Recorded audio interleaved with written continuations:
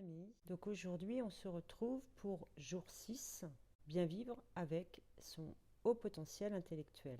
Je suis très contente de vous retrouver aujourd'hui. J'ai décidé de tester un format audio pour vous permettre de vous centrer uniquement sur les mots, parce que les mots sont guérisseurs. Donc nous allons commencer cette séance de coaching et pour cela je vais vous demander tout simplement de vous isoler, de vous mettre au calme, de respirer profondément 4 à 5 fois, de mettre des écouteurs si vous en avez et de vous mettre dans votre petite bulle. Voilà.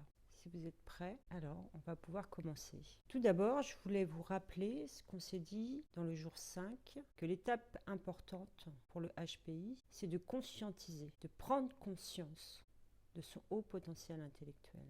C'est-à-dire avoir pris conscience qu'effectivement, j'ai toutes ces caractéristiques, que j'ai des différences, que je suis un haut potentiel intellectuel. C'est ça qui va permettre de rentrer dans la phase d'acceptation. L'acceptation, c'est extrêmement important. Accepter, c'est renoncer. Accepter, c'est s'affirmer. Je voulais aussi revenir sur cette notion de faux self. C'est important pour le HPI de conscientiser ce phénomène de faux self. Parce que utiliser le vrai et le faux self en conscience va vous permettre de beaucoup mieux vivre votre HPI. C'est un peu comme un jeu de rôle. Donc vivre en conscience son faux self va vous permettre de vivre pleinement ce personnage ou ces personnages en fonction. Puisque vous savez que dans telle ou telle situation, vous êtes en train de jouer un rôle, et notamment dans les situations qui vous apparaissent nécessaires, souvent plutôt dans la vie sociale ou dans la vie professionnelle ou des événements de la vie, où vous sentez que votre vrai self n'aurait pas sa place, vous utilisez votre faux self. Et puis ça vous permet également de vivre votre vrai self le plus possible. Mais c'est vrai que dans l'idéal, c'est de le vivre tout le temps. Mais dans notre société, c'est encore difficile. Puis ça dépend de votre situation, de votre profession. Enfin voilà, c'est à chacun de voir effectivement comment il peut au maximum vivre son vrai self. Mais pour vivre son vrai self le plus possible, il faut se créer un environnement propice à cela, s'entourer de personnes bienveillantes pour exprimer librement et sans jugement son vrai self.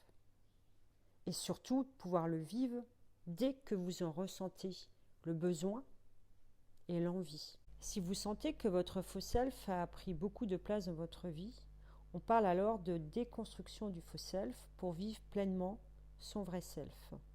Bien sûr, cela doit vous apparaître comme une nécessité, parce que vous n'êtes pas heureux, parce que vous vivez un mal-être, parce que vous doutez, ne vous faites pas confiance, parce que vous avez été confronté ou êtes confronté dans le ici et maintenant au burn-out, à un état dépressif, à la tristesse, la mélancolie, un stress important, un entourage toxique, des difficultés d'affirmation et de réalisation de soi, toute forme de blocage qui vous empêche de vous épanouir, ou alors vous faites preuve d'auto-sabotage, qui est un mécanisme inconscient qui empêche l'atteinte des objectifs. Si vous êtes confronté à une ou plusieurs de ces problématiques, un travail de déconstruction du faux self et de développement personnel pour développer votre connaissance de votre soi profond pourrait vous apporter beaucoup. Avant d'emprunter ce chemin de reconstruction, je fais appel à votre libre arbitre et puis bien sûr il faut se sentir prêt. Cela peut passer par une étape de changement profond de vos comportements limitants, voire toxiques. Vous devez entendre qu'ouvrir la porte à un changement profond, c'est décider de se choisir. C'est un parcours avec soi-même, qui peut parfois être difficile, mais tellement salvateur. Vous pouvez alors choisir d'être accompagné par un professionnel avisé qui vous apportera avant tout un regard bienveillant sur ce que vous vivez et saura vous guider avec empathie, professionnalisme et surtout sans jugement vers une meilleure version de vous-même. La motivation, la volonté d'évoluer et l'envie vont être des éléments moteurs de votre transformation. Quel que soit votre choix, c'est à vous de ressentir ce qui est bon pour vous. Et si vous choisissez d'être accompagné, écoutez votre intuition. D'une part dans le choix du type de thérapie, psychologue, coach, sophrologue, hypnose et bien d'autres, et d'autre part dans celui même du thérapeute. Vous devez vous sentir en tout cas avant tout en confiance. Un autre point important, c'est que si vous vous engagez dans un chemin pour retrouver votre vrai self, il y a beaucoup d'outils aujourd'hui du changement qui existent. De par mon expérience, je dirais que pour ce type de changement, en tout cas, moi j'aime utiliser l'exploration identitaire et ce qu'on appelle le processus CVBLPE, parce que ce sont pour moi des outils qui m'apparaissent être incontournables. Et donc je vais essayer de vous en dire quelques mots. Tout d'abord, l'exploration identitaire. Donc ça va permettre de répondre aux questions de type qui suis-je, d'où je viens, qu'est-ce que je vaux. Et ensuite, concernant le processus CVBLPE, il va vous permettre de mettre en exergue ce qu'on appelle la carte mentale et de vérifier si elle est cohérente avec notre ici et maintenant, avec ce que nous voulons à l'état présent et avec notre objectif de vie. Donc pour commencer, il vous faudra vérifier s'il existe des croyances limitantes dans vos comportements qui peuvent freiner l'atteinte de vos objectifs. Les croyances limitantes sont toutes les croyances « je crois que » ancrées en chacun de nous depuis notre enfance, voire d'autres vies. Mais je ne dirai pas plus là-dessus aujourd'hui. Il existe à la fois des croyances collectives et puis des croyances individuelles. Nous avons tous en nous développé des croyances qui, elles, sont constructives, positives et qui sont bonnes pour nous. Mais nous avons aussi des croyances limitantes. Et ce sont elles qu'il va falloir distinguer et dont il va falloir se détacher. Parce qu'elles nuisent à notre évolution, nous freinent et nous bloquent dans l'atteinte de nos objectifs. Vous pourrez ensuite entamer un travail sur les valeurs pour venir ancrer en vous ce qui est le plus important pour vous dans le ici et maintenant et en quoi cela est important. Puis un travail sur les besoins et les plaisirs pour créer une cohérence entre vos valeurs et vos besoins.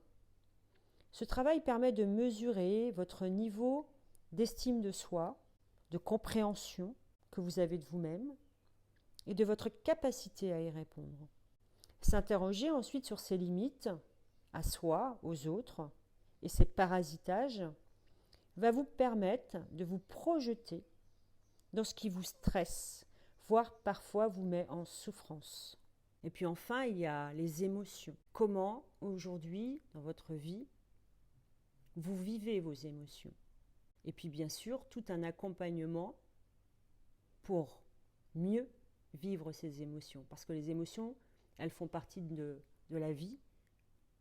La vie dans la matérialité n'est qu'émotion et croyance. Donc elles sont extrêmement importantes.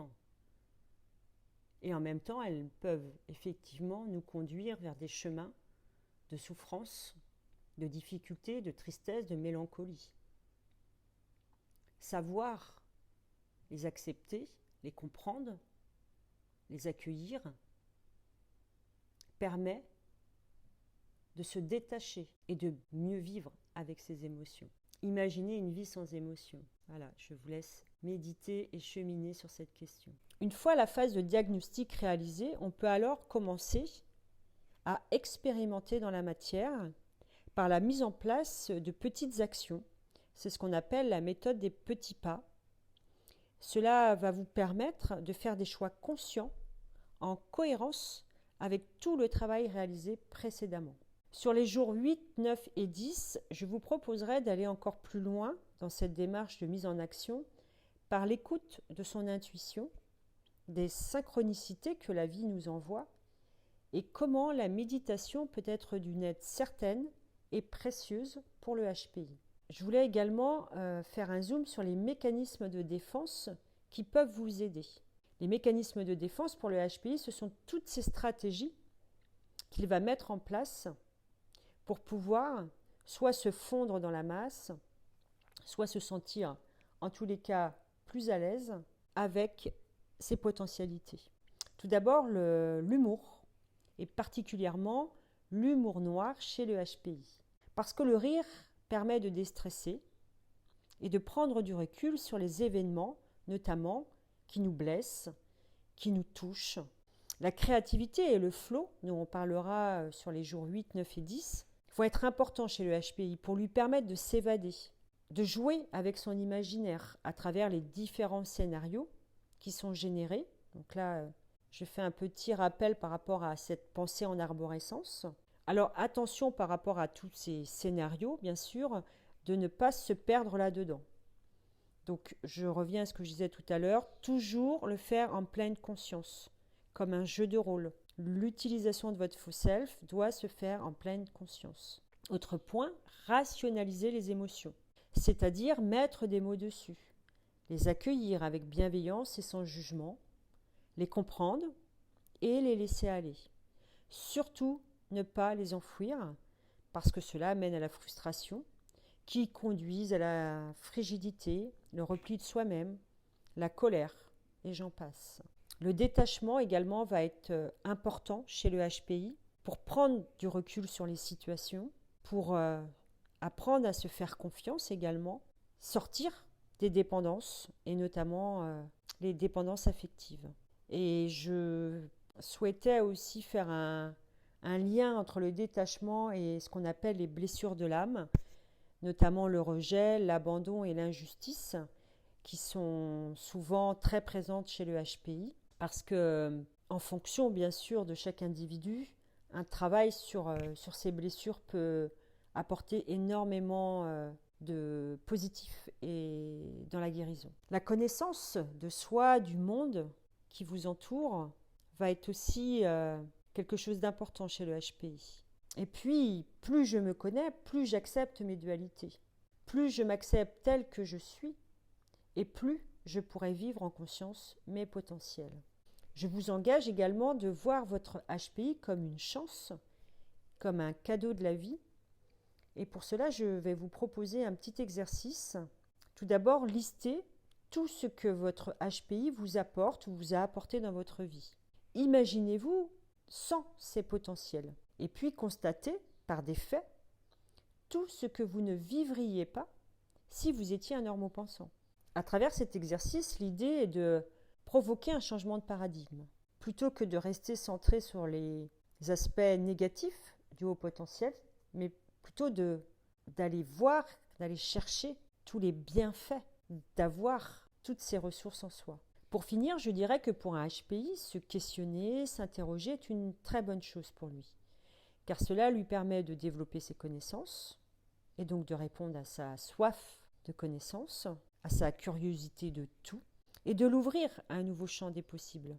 Et puis pour avancer, vous pouvez aussi reprendre chaque caractéristique plus qu'on a vu en jour 2 et de poser des exemples concrets de ce que cela a apporté de plus dans votre vie et puis de mener pour chacune une petite action, un petit pas. Alors bien sûr, expérimentez au départ avec votre entourage, des personnes bienveillantes qui acceptent votre vrai self, voilà, ce sera plus facile. En parler également avec confiance, c'est important. Mais nous verrons cela dans la prochaine vidéo. Et puis voilà, je voulais vous dire que n'ayez surtout pas honte de votre haut potentiel, parce que c'est avant tout une force. Ne le cachez pas derrière un personnage fictif. Montrez-vous tel que vous êtes, parce que vous êtes un être extraordinaire. Et puis en expérimentant, petit à petit, vous verrez que vous êtes aimé tel que vous êtes, bien plus que vous ne le pensez. Votre intuition puissante vous permet de détecter les personnes toxiques, les personnes qui ne vous méritent pas. Vous le savez, dès les premières secondes, vous savez les détecter. Donc ne perdez pas de temps avec ces personnes. Vous ne pouvez pas sauver tout le monde. Et puis en vous engageant dans votre vrai self et en révélant votre haut potentiel, vous vous engagerez dans de nouveaux comportements plus alignés avec votre soi profond, avec qui vous êtes réellement, c'est-à-dire un être puissant, empathique, plein de compassion et d'amour à donner et à recevoir. Et je vous l'assure, cela permettra à votre vie de ne plus être encombrée par le stress, les dépendances, les relations toxiques, les quiproquos, les maladresses, l'anxiété, voire la souffrance, car vous serez vous-même. Et en étant vous-même, vous serez beaucoup plus fluide, naturel, authentique et aligné avec vos valeurs. Vous attirerez à vous de nouvelles relations, plus en adéquation et en harmonie avec votre identité profonde. Voilà, j'en ai fini pour aujourd'hui. Je voulais ouvrir une petite parenthèse par rapport à l'accompagnement, enfin un retour d'expérience. Donc, par rapport à mon métier de coach, je voulais simplement dire que pour accompagner moi mes clients dans une telle démarche, je vais utiliser à chaque étape du processus, dont je parlais tout à l'heure, des outils. Et ce sont ces outils qui vont faciliter et accompagner mes clients dans leur cheminement. Pour rappel, le coach ne conseille jamais, ne fait jamais rien à la place de son client. Le coach amène son client vers l'objectif qu'il s'est lui-même fixé en conscience, en utilisant ses propres ressources et en allant chercher ses propres réponses en lui. Voilà, j'en ai fini pour jour 6. J'espère que tout cela a résonné en vous. Je sais que c'est difficile d'entreprendre un travail de conduite de changement, de transformation de ses comportements. Mais souvent, c'est difficile, non pas pour soi, et notamment pour un HPI. Ce qui est difficile, ce sont toutes les croyances limitantes, toutes les peurs qui se cachent derrière une transformation. On a peur que les autres ne comprennent pas nos nouveaux comportements. On a peur que nos proches ne nous reconnaissent plus. On a peur que nos proches nous quittent. On a peur de ce qu'on va trouver de l'autre côté du chemin. Et vous avez certainement raison, parce que tout cela peut arriver. Mais le peu est très important. Si vous n'y allez pas, vous ne saurez jamais.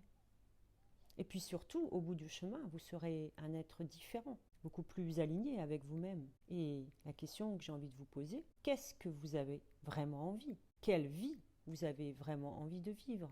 Avez-vous envie de vous choisir vous-même ou de choisir les autres? Je vous laisse donc cheminer sur ces petites questions qui sont en vrai de très grandes questions existentielles. Donc je reste à votre disposition si vous souhaitez un accompagnement plus personnalisé. Donc toutes les infos à la fin de cette vidéo ou dans à propos. N'hésitez pas à liker, à vous abonner, à mettre des commentaires.